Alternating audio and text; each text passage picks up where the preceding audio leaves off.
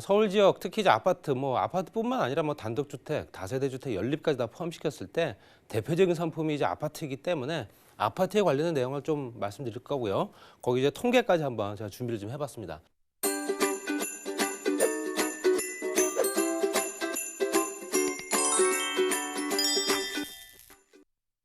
자, 보시면 서울 아파트 연령대별 매매 거래량을 보시게 되면 잘 아시겠지만 30대와 40대가 주를 이루고 있습니다. 그래서 비율로 따지면 27.84%가 30대, 그다음에 27.69%가 40대 정도 차지하고 있고요. 나머지는 50대, 60대.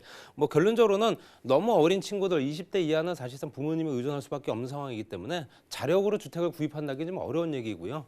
30대부터 슬슬슬 좀 재테크에 준비를 하면서 물론 이제 여러 가지 대출이라든가 기본적인 걸 도움을 받아서 또는 갭 투자도 가능하고요. 여러 가지 여건들을 20, 30대, 30대와 40대가 주를 이룬다. 생산 가능 인구라고 하죠. 30, 40대가. 그래서 소비도 굉장히 또 활력적이고 또 돈 지출도 크고 또 그만큼 또 벌이도 괜찮고 그런 사람들이 어떤 형태로든 간에 부동산에 관련된 재테크 상품을 찾을 수밖에 없다. 이런 형태는 앞으로도 계속 지속될 가능성이 큽니다. 물론 이제 더 연령대가 더 낮을 가능성도 크고요.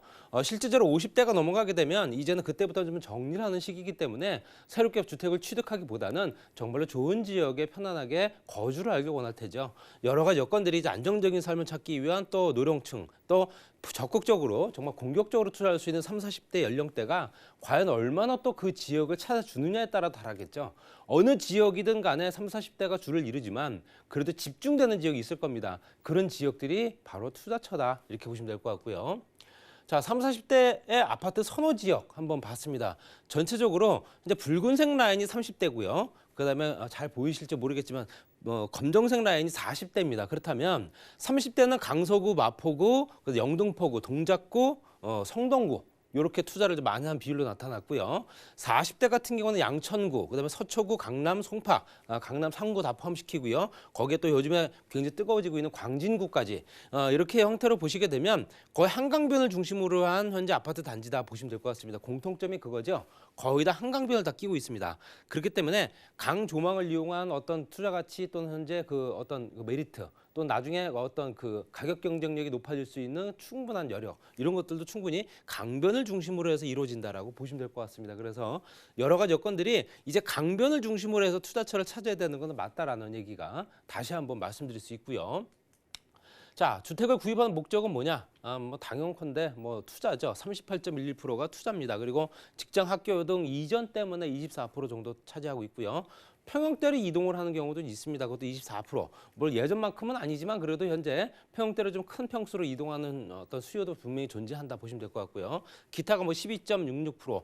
그랬을 때 실제 투자 목적 주택급 연령별 비중 봤을 때 말씀드린 대로 30대와 40대가 주를 이룬다. 40대가 조금 더 많습니다. 33.70%이기 때문에 여러 가지 여건들이 실제적으로 이제 자금을 조달할 수 있는 능력이 좀 원활한 사람들, 이런 사람들이 40대 이후부터 또 가능하기 때문에 여러 가지 기본적인 여건들이 그 이후의 세대들을 당연히 주택시장으로 불러들인다 보시면 될 것 같고요.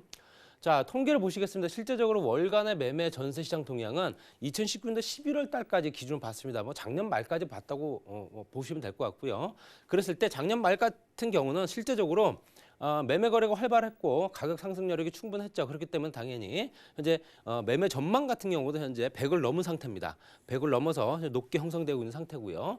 월세 시장, 또 매매 시장과 월간 전세 시장 같은 경우도 마찬가지로 전세 물량 같은 경우도 현재 한정되어 있는 물량에서 현재 어떤 매매 시장보다는 전세 또 임대 시장으로 다시 또 진입하는 어떤 수요들이 급격히 늘어나기 시작하고 또 때에 따라서 또 가을과 또 겨울 또는 봄 학기도 학기 때문에 부분도 있고요. 또 이사철을 앞두고 있는 부분도 있기 때문에 그런 것들이 겹쳐지면서 100을 이미 넘은 상태다.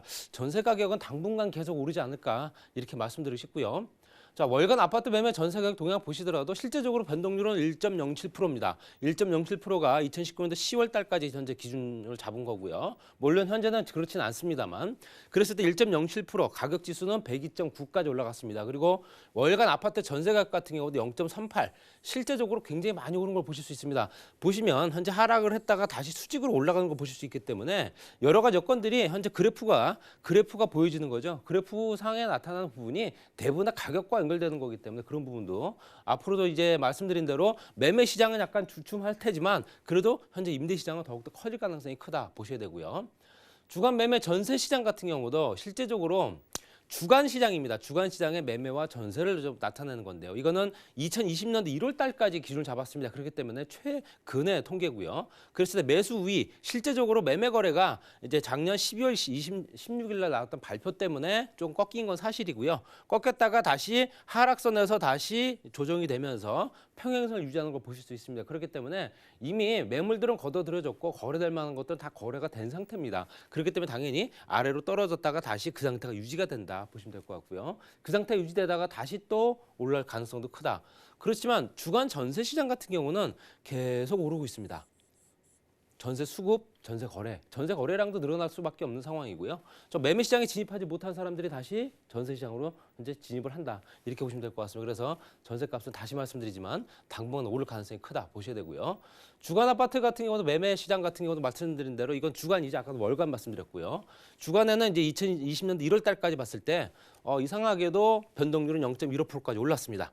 그렇다는 얘기는 실질적으로 현재 정책, 현재 대출 규제 같은 경우도 그렇게 크게 작용을 해서 주택시장 안정화에 어떤 큰 기여를 하지는 못하고 있다라고 보시면 될 것 같고요. 전세는 뭐 당연히 계속 오르고 있다라고 보시면 될 것 같습니다. 그래서 변동률 0.08%, 또 현재 아파트 같은 경우도 0.15%나 올랐습니다. 여러 가지 여건상 현재 주간만 따지더라도 실제적으로 가격이 굉장히 많이 오른 걸 보실 수 있기 때문에, 그리고 저 그래프에 보여주는 끝점을 한번 보시게 되면 계속 오르고 있는 상황이죠.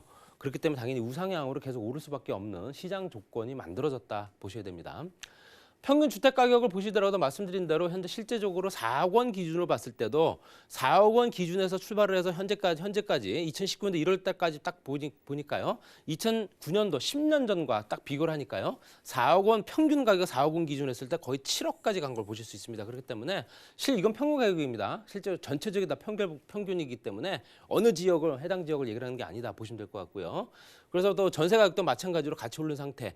여러 가지 여건들이 시간이 흐르면 흐를수록 정책이 바뀌고 또 그거에 따라서 반응을 하고 또 여러 가지 반응 속도 이런 것들이 이제는 굉장히 답습이 됐다고 보시면 될 것 같고요. 굉장히 이제는 어떤 효과에 대해서도 굉장히 무뎌졌다라고 말씀드리고 싶습니다. 그래서 조금만 현재 정책이 한번 나오게 되면 잠시 주춤했다가 다시 오르고 이런 형태가 계속 지속되지 않을까. 그렇기 때문에 정책의 방향성 자체가 조금 잘못됐다. 이런 부분을 빨리 수정되지 않으면 현재 집값은 잡기가 어렵다. 이렇게 말씀드리고 정리하겠습니다.